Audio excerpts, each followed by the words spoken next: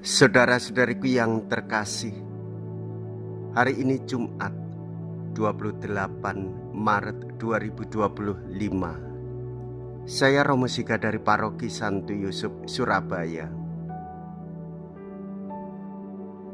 Dalam nama Bapa dan Putra dan Roh Kudus, amin.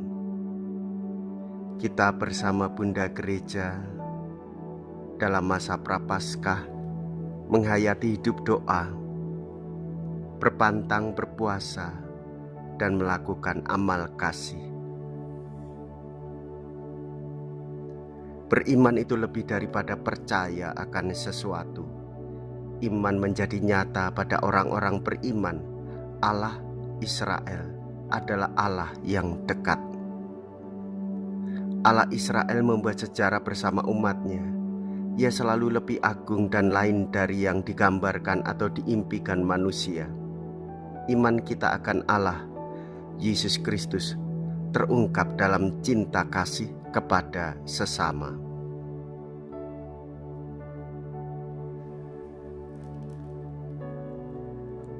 Tuhan Allahmu itu yang esa, kasihilah Dia dengan segenap jiwamu. Mea culpa, mea culpa, mea maxima culpa. Marilah kita berdoa. Allah Bapa sumber segala rahmat, curahkanlah rahmat-Mu ke dalam hati kami. Kami ini sering lemah. Maka bila kami menyeleweng, bimbinglah kami kembali, agar kami selalu setia kepada perintah-Mu. Dengan pengantaraan Yesus Kristus Putra-Mu Tuhan kami, yang hidup dan berkuasa bersama dengan Dikau dalam persatuan Roh Kudus, Allah sepanjang segala masa. Amin.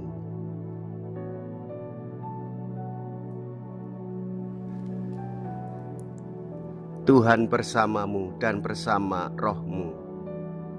Inilah Injil suci menurut Markus. Dimuliakanlah Tuhan. Markus bab 12 ayat 28b sampai dengan ayat 34. Sekali peristiwa, datanglah seorang ahli Taurat kepada Yesus dan bertanya kepadanya, "Perintah manakah yang paling utama?" Jawab Yesus, "Hukum yang terutama ialah, dengarlah, hai orang Israel, Tuhan Allah kita, Tuhan itu esa. Kasihilah Tuhan Allahmu dengan segenap hatimu dan dengan segenap jiwamu dan dengan segenap akal budimu dan dengan segenap kekuatanmu. Dan hukum yang kedua ialah, kasihilah sesamamu manusia seperti dirimu sendiri. Tidak ada hukum lain yang lebih utama daripada kedua hukum ini." Lalu kata ahli Taurat itu kepada Yesus, "Tepat sekali Guru, benar katamu itu, bahwa Dia esa, dan bahwa tidak ada yang lain kecuali Dia. Memang mengasihi Dia dengan segenap hati dan dengan segenap pengertian dan dengan segenap kekuatan, dan juga mengasihi sesama manusia seperti diri sendiri, adalah jauh lebih utama daripada semua korban bakaran dan korban sembelian." Yesus melihat bagaimana bijaksananya jawaban orang itu, dan Ia berkata kepadanya, "Engkau tidak jauh dari kerajaan Allah." Dan seorang pun tidak berani lagi menanyakan sesuatu kepada Yesus. Demikianlah sabda Tuhan. Terpujilah Kristus.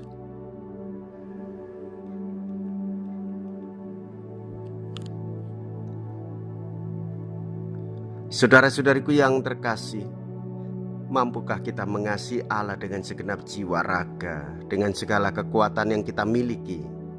Apalagi kita mengasihi orang-orang di sekitar kita, yang seringkali kita mendapatkan perlakuan yang kurang baik, kurang diapresiasi, kurang dipuji, kurang dihormati, tidak ada respek bagi kehidupan kita ketika bergaul dengan orang-orang di sekitar kita.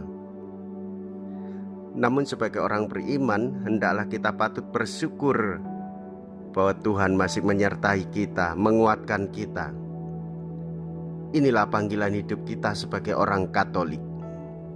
Mengasihi Tuhan dengan segalanya yang kita miliki tentu tidak perlu diragukan lagi. Namun mencintai atau mengasihi sesama manusia seperti diri kita sendiri menarik untuk dipertanyakan, menarik untuk direnungkan, dan terus-menerus diusahakan. Yesus menegaskan bahwa mengasihi diri sendiri semestinya seimbang dengan upaya untuk mengasihi yang lain. Mengasihi diri sendiri bukanlah sikap egois atau narsis. Namun hal ini menjadi langkah awal sebelum kita mengalirkan kasih kepada orang lain dan mengungkapkan rasa syukur dengan kasih kepada Allah. Saudara-saudariku yang terkasih, supaya kita mampu mengasihi Allah dengan lebih mendalam, maka hendaklah kita bertekun di dalam doa, rajin dan setia membaca kitab suci, supaya kita mengetahui ajaran Tuhan Yesus di dalam Injil-Nya. Kita berdoa mohon rahmat kepada Tuhan, supaya hati dan pikiran kita dibuka, sehingga kita memiliki akal budi yang secara aktif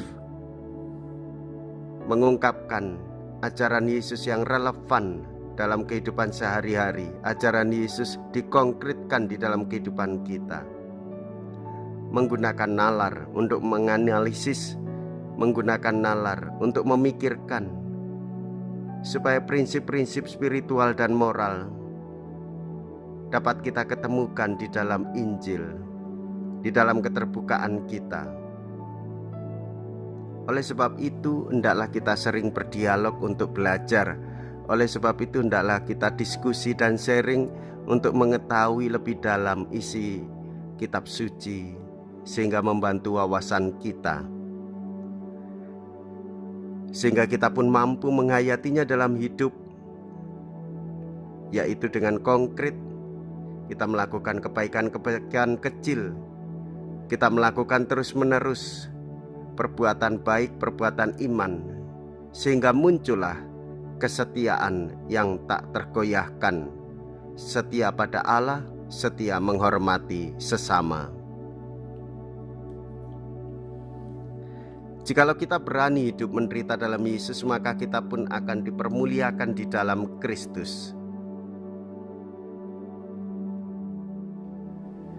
Terpujilah nama Yesus, Bunda Maria dan Santo Yosef untuk selama-lamanya.